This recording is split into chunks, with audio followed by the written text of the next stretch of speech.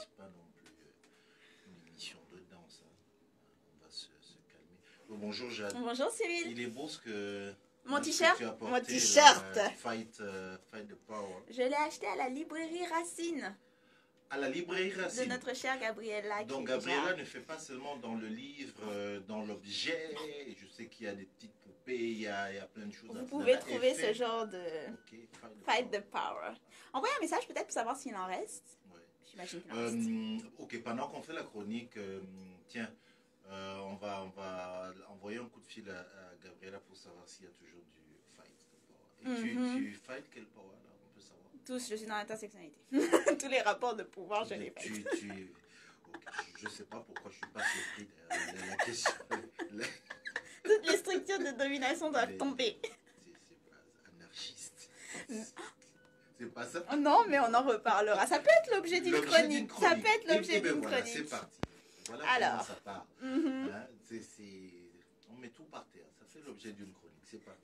Donc tu disais que tu as un problème avec les mouvements sociaux. Non, je n'ai pas un problème avec les mouvements sociaux. Je pose une question. Ah, là, tu te poses une question. Généralement, j'ai une réponse lorsque je pose une question. Mais là, je pose une question. Ok. Sur oui ou non. Les mouvements sociaux ont-ils encore besoin de leaders? Qui est carrément en lien avec ma chronique de la semaine dernière qui était sur Winnie, la mort de Winnie, oui. Madikizela Mandela. Et du coup, le traitement qui avait été fait de son héritage, en lien également avec l'héritage de Nelson Mandela. Et on avait eu ce week-end un débat très intéressant entre Cyril et moi sur, eh bien, je lui avais proposé, est-ce que tu penses que les mouvements sociaux ont encore besoin de leaders, les problèmes que soulèvent les leaders dans les mouvements sociaux? Et Cyril était monté sur ses grands chevaux en m'expliquant par A plus B jusqu'à Z comment il est impossible qu'un mouvement puisse se mener, qu'une lutte puisse se mener sans leader. Donc je me suis dit, je suis obligée d'en parler du coup à la radio, ne serait-ce que pour bousculer le gros oignon. Donc, alors, pour refaire un peu le lien, pour refaire, on va dire, le résumé des points qu'avait défendu Cyril, puisque je suis juste, je rapporte un peu les points que tu m'as défendus. D'accord. L'avantage d'avoir des leaders pour les mouvements, c'est que déjà, ils symbolisent les objectifs et l'esprit de la lutte. Donc, on a un symbole individuel personnifié de la lutte qui peut donc, on va dire, renforcer, voire ranimer la flamme du mouvement. Il y avait eu quelque chose de très puissant à voir Mandela sortir de prison et marcher dans les rues le poing levé. Forcément, Martin Luther King, très connu pour ses marches, mais également très connu pour ses discours. Tout le monde est capable de parler d'au moins d'un discours de Martin Luther King comme I Have a Dream. Donc, il y a quelque chose d'incarné, personnifié lorsqu'il y a un leader. Ce sont également des personnes qui sont du coup en mesure de mener les négociations, notamment mener les négociations avec le pouvoir en place, puisque dans notre structure actuelle, il est très difficile de mener une négociation de groupe à groupe. Donc, il y a quand même besoin d'avoir une voix pour rassembler les mouvements et aller mener les négociations dans les plus hautes sphères du pouvoir. Okay? Autre avantage que tu avais défendu, c'était l'idée que du coup, on pouvait rendre accountable, donc demander des comptes, parce qu'il y avait des leaders, ça empêchait que finalement le mouvement soit s'éparpille, soit finisse par trahir l'idée même de la lutte, puisqu'on avait une personne qui, on va dire comme le capitaine d'un bateau, gardait le cap. Exactement, garder le cap de la lutte. Et si jamais il commençait à dévier, il était quand même possible d'aller lui demander des comptes, lui dire « Hé, copain, qu'est-ce que tu es en train de faire ?» Donc, c'était, voilà, à peu près les grands... je n'ai rien oublié. Il me semble que c'était les grands arguments. Les grands arguments voilà. Voilà. Exactement. Et tous ces arguments ont mené Cyril à me dire, et puis même dans la pratique, il est impossible, je ne vois pas comment un mouvement, comment une lutte pourrait être menée sans qu'il y ait au moins une personne pour tenir la barre, pour nous dire « Ok, on va... vers l'Est, tout le monde à l'Est. » Donc ça, c'était le dernier argument. Voilà ce qu'on pense. Voilà, ça, c'était le dernier argument. Le dernier argument de Cyril est très intéressant puisque tous les arguments de Cyril sont très intéressants. Je ne tiens pas à me montrer irrespectueuse, hein, loin de moi cette idée. Mais le dernier argument de Cyril était très intéressant parce que ça m'a rappelé en fait le fait que pourquoi est-ce qu'on a autant l'impression que tous les mouvements sociaux ont besoin d'un leader, et bien on peut aller voir du côté de la manière dont on enseigne l'histoire, dont on apprend l'histoire, et même dont on parle des révolutions et de l'histoire. C'est-à-dire que lorsqu'on parle des grands changements sociaux, il y a toujours une figure qui symbolise ce mouvement. C'est-à-dire, si vous parlez du combat civil rights, on va parler Martin Luther King. Si vous parlez des mouvements de décolonisation contre les empires, on va parler de Gandhi. Si vous parlez des mouvements contre l'apartheid, on va parler de Mandela. Donc, systématiquement, lorsqu'on enseigne, lorsqu'on transmet une histoire, non seulement c'est une histoire qui est personnifiée, qui est individualisée. Là, j'apporte une petite critique. C'est aussi une histoire qui est masculinisée, dans le sens masculin homme, cis. C'est une histoire qui s'écrit sous le nom de grandes figures, et ces grandes figures sont rarement des femmes. Ça, c'est ma petite critique envers l'écriture de l'histoire. Mais il suffit de regarder qui a le droit d'écrire l'histoire ou pas pour comprendre où est-ce qu'on va. En passage. Restons dans le sujet. Voilà. Mais donc, on a une manière de raconter, de laisser une trace de l'histoire qui est donc personnifiée autour d'un grand nom. Ce qui emmène plusieurs dangers. Et là, j'apporte petit à petit mes critiques aux on va dire, commentaires, non, aux propos que tu m'avais tenus pendant notre mini-débat sur Facebook. Tout d'abord, un des dangers qu'il y a à avoir un leader important au sein du mouvement et surtout de nous enseigner, en fait, surtout le danger principal de nous enseigner l'histoire comme quelque chose de personnifié, c'est qu'au final, on finit par en faire des super-héros, des icônes, voire des messies. C'est-à-dire que, comme on peut le voir avec Nelson Mandela ou Martin Luther King, ce sont des personnes qui finissent par obtenir une figure, une image limite de sainteté. Et finalement, donc on les enseigne comme des espèces de super-héros. Il y a quelque chose où on leur enlève leur humanité. On les simplifie, on enlève cette complexité et surtout, on les rend quasi inatteignables. C'est-à-dire que lorsqu'on enseigne sur Martin Luther King, sur Gandhi, sur Nelson Mandela, on les transforme en des super-héros qui n'ont finalement plus vraiment de lien avec les mouvements de masse. On s'imagine pas demain, je ne vais pas dire je veux être le prochain Martin Luther King.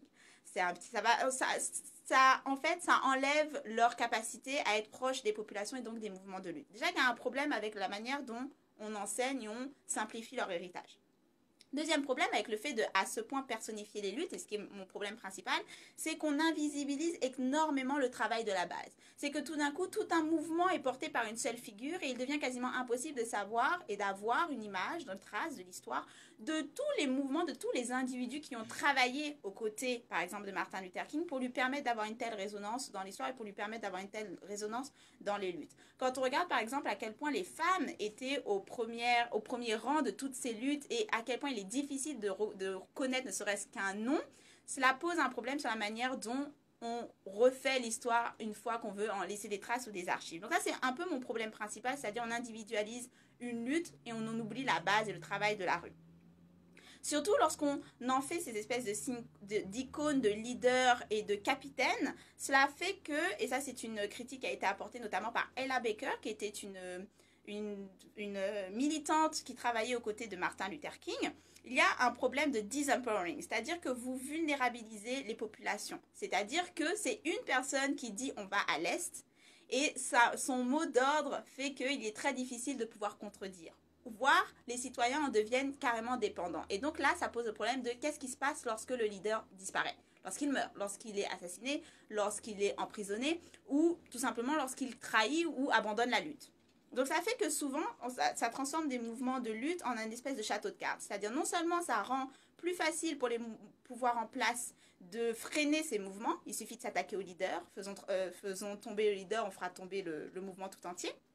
Mais en plus, comme ça vulnérabilise les citoyens, ça les rend dépendants donc, de cette fameuse figure de pouvoir et dans l'attente. Et ça a été très fort dans notamment tout le mouvement qui s'est fait autour d'Obama. Pour mener un peu plus dans le contemporain, c'est-à-dire lorsque Obama est venu dans le milieu politique, sur la lutte et qu'il est devenu le premier président noir des États-Unis, il y a eu vraiment cette idée qu'il allait régler tous les problèmes. Il a été accueilli comme si c'était le messie de la lutte noire et il y a eu du coup, entre l'arrivée d'Obama et la fin de son deuxième mandat, il y a eu un véritable désenchantement autour d'Obama parce que il a fait son rôle de président, il a été président, il n'a pas sauvé les populations noires, il n'a pas réglé le problème des races. Et tout d'un coup, il y a eu donc ce désenchantement de la part des populations comme si Obama les avait trahis. Alors que techniquement, ce n'est pas qu'il les avait trahis, c'est qu'il aurait de toute façon jamais pu faire ce à quoi on s'attendait à ce qu'il fasse parce qu'il y avait cette attente du Messie. Et j'ai un problème avec le fait qu'on visualise toujours ces mouvements de lutte comme il suffit on attende le leader, on attende le Messie et il va nous mener vers la libération. Et c'est là du coup que ça me permet de contredire un petit peu la manière dont on perçoit ces leaders qui arrivent, qui ont cette parole, ce charisme et qui nous mènent vers la liberté, qui vont mobiliser le mouvement. En fait, lorsque vous regardez ne serait-ce que Martin Luther King, Martin Luther King n'a pas créé le mouvement des civil rights. C'est le civil rights mouvement qui a créé Martin Luther King.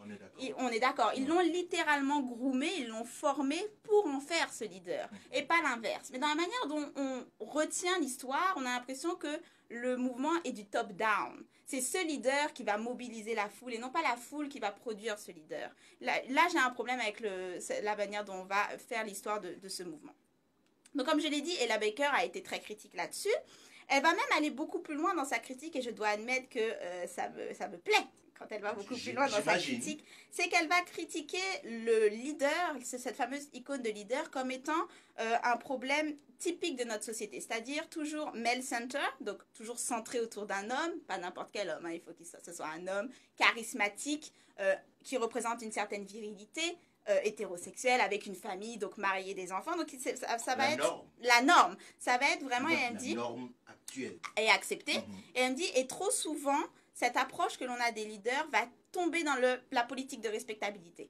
Va tomber dans, et là tu lèves les yeux au ciel, et j'en suis fière. Ça veut dire que je suis sur le bon chemin. J'envoie mes auditeurs à la chronique que j'avais faite sur la politique de respectabilité. Mais en gros, elle nous montre comment vouloir absolument avoir un leader et qui corresponde à certains critères bien précis pour donner une image bien précise de ce mouvement, c'est littéralement foncer dans le mur parce que ça tend à, du coup, trahir les plus marginaux de nos mouvements, trahir ceux qui ne correspondent pas à la bonne image et surtout faire le jeu des pouvoirs en place. On ne parle pas à n'importe qui, on parle au noir, éduqué, hétéro, qui sait bien parler, qui a un charisme, qui est chrétien, qui va à l'église. Voilà le noir avec qui on veut parler. On ne veut pas parler aux autres. Les autres, on ne considère pas qu'on est sur le même pied d'égalité. Donc là, ça tombe également sur le problème de la négociation. Qui a le droit de négocier contre les autres? Autre critique qu'elle va mener, je pense que c'est une critique qui cible peut-être un peu plus le panafricanisme, mais je ne veux pas trop m'avancer avant qu'on me tombe dessus. Mais elle va vraiment dire il y a un problème dans la manière dont on s'imagine les leaders ou les hommes, surtout les hommes woke. Là, elle va cibler les woke, elle va dire il y a une méprise entre être leader et construire sa propre virilité. Et là, j'ai trouvé sa critique extrêmement, extrêmement limpide et précise. Il y a on confond entre créer un leader et créer sa propre virilité avec la masculinité toxique. Je pourrais mettre d'autres textes également qui en parlent, c'est-à-dire souvent lorsque... là, c'est un autre texte dont je parle qui n'est pas d'Ella Baker, j'ai un doute avec l'auteur, mais je vous mettrai en lien dans la discussion. Il y a un autre auteur qui disait, lorsqu'on a de nos jours des leaders qui veulent être des leaders panafricanistes, pancaraïbéens, donc mener les mouvements noirs, on va se retrouver avec un homme noir qui va appuyer sur le côté masculinité toxique, virilité, et qui donc va confondre... Pourquoi toxique? Toxique dans le sens où ça va être quelqu'un qui va avoir une idée très précise du rôle des femmes dans le mouvement. Donc, par exemple, une femme noire ne peut pas être leader du mouvement panafricaniste, mais elle peut être soutien, elle peut être derrière l'homme noir. Une femme noire, c'est reconstruire aussi une famille bien précise, normée, avec l'homme noir, la femme noire à la maison, les enfants. Là, je caricature, c'est pas pour dire qu'il y a que des mouvements comme ça, mais c'est la majorité de ceux qu'on entend le plus. Ça va être extrêmement homophobe aussi, dans l'idée l'homosexualité nous a été apportée par les blancs, donc il faut qu'on s'en débarrasse.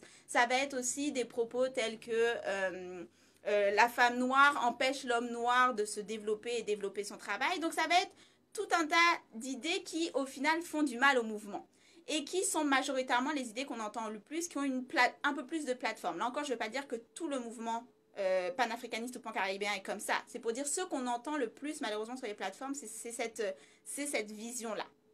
Donc là, c'est une critique où elle va aller beaucoup plus loin et elle dit ça, c'est le problème, pas elle, oui c'est elle, mais pas Ella Baker, une autre. Ça, c'est un problème qu'on retrouve lorsqu'on essaye de chercher des leaders de mouvements noirs. C'est-à-dire, on tombe dans la politique de respectabilité et on tombe dans cette surexposition de virilité et de masculinité toxique. Ok? Alors, du coup, ce qui mène à pourquoi de nos jours, on a cette idée préconçue que il est impossible qu'une lutte soit menée, il faut que j'arrête de taper le micro, qu'une lutte soit menée sans leader. Et là, je dis, mais il y a des mouvements qui ont été menés sans leader et qui réussissent. C'est juste qu'on n'en parle pas parce que c'est pas la manière dont on les enseigne. Mais quand je parle, par exemple, des mouvements de libération pour les animaux, les mouvements environnementalistes, ça, c'est probablement les mouvements qui, au niveau de l'impact de leurs actions, ont le plus de résonance. Mais si on demande, est-ce que tu peux me donner un leader qui mène le mouvement environnementaliste? Certains vont dire Al Gore, mais c'est très critiqué. Al Gore, c'est plutôt politique, pas vraiment. Mais il n'y a pas un leader dans le mouvement environnementaliste. C'est un mouvement qui est il est très diffus. Très diffus, très éparpillé et qui pourtant fait avancer pas mal la cause. Il va y avoir également les mouvements pour et aussi malheureusement contre l'avortement. Parce qu'il faut aussi comprendre que les mouvements sociaux, c'est pas forcément des mouvements démocratiques ou qui luttent pour la démocratie, hein, on aimerait bien mais non. Donc ça aussi c'est un mouvement qui n'a pas de leader. Et enfin, on va pouvoir citer de nos jours Black Lives Matter. Et là, c'est très intéressant parce que ça va être l'objet de beaucoup de critiques. On va reprocher à Black Lives Matter de ne pas avoir de leader, de ne pas être capable de fournir à Martin Luther King. Et c'est pour ça que cette lutte est trop éparpillée et que du coup, on a des gens qui tirent de tous les côtés avec Black Lives Matter. Certains qui sont capitalistes, marketing, d'autres révolutionnaires, etc. Donc ça va être très critiqué. Mais finalement, en fait, et ça, j'ai trouvé ça très intéressant, on va parler de Black Lives Matter comme... Il y a un journal qui a dit « leaderless », donc dans le sens pas de leader, mais une autre critique a été apportée, et moi je suis plus d'accord avec cette assertion, on va dire non, Black Lives Matter n'est pas un mouvement leaderless, c'est un mouvement leaderful. Et ça, c'est-à-dire beaucoup de leaders. Et elle disait, exactement. Et elle disait, et de nos jours, voilà comment on doit approcher les mouvements sociaux. Et là, c'était ma réponse à Cyril, parce que à ma question, est-ce que les mouvements sociaux ont toujours besoin de leaders? Ma réponse est oui, mais pas les leaders d'autrefois. On doit repenser notre manière d'organiser, on doit repenser le rôle et quel type de leader. C'est-à-dire que de nos jours, on a besoin de mouvements sociaux qui ont des leaders, une multitude de leaders. C'est-à-dire des mouvements sociaux qui centrent avant tout le travail des individus de la rue, c'est-à-dire les community organizers, ceux qui travaillent au quotidien pour tacler les enjeux sociaux, donc ils vont être capables d'articuler des stratégies qui répondent à un besoin immédiat. Et ça, du coup, ça permet d'éviter la hiérarchie top-down, c'est-à-dire avoir cette figure qui a un plan général et qui le force sur tous les enjeux, même si quand ces enjeux-là arrivent au niveau local, ça n'a plus d'incidence sur la vie de ces individus. Donc, il vaut mieux partir du down-top. Donc, partir des mouvements sociaux de la rue, des local organizers. Et surtout, ça permet de, éviter que ce soit un mouvement qui s'essouffle si jamais le leader tombe. Éviter que ce soit un mouvement qu'on puisse aisément bloquer, puisque pas de leader, une figure, donc impossible de mettre quelqu'un en prison ou de le tuer, donc de faire tomber le château de cartes. Et surtout, c'est beaucoup plus sustainable, c'est-à-dire qu'on peut maintenir en vie sur le long terme. Parce que là, si tu commences à penser self-care, sur la manière de maintenir sa santé mentale ou sa santé physique lorsque tu es dans les mouvements, la révolution des luttes, c'est extrêmement difficile sur le long terme d'avoir un leader. Je rappelle, la plupart des leaders sont morts jeunes, ils ont été tués ou maladie. Donc, il faut aussi penser à ça. Alors, lorsqu'on a des mouvements qui sont en micro-organisation, qui sont d'accord sur une stratégie globale, mais qui après s'organisent pour adapter ces stratégies sur les besoins locaux, oui.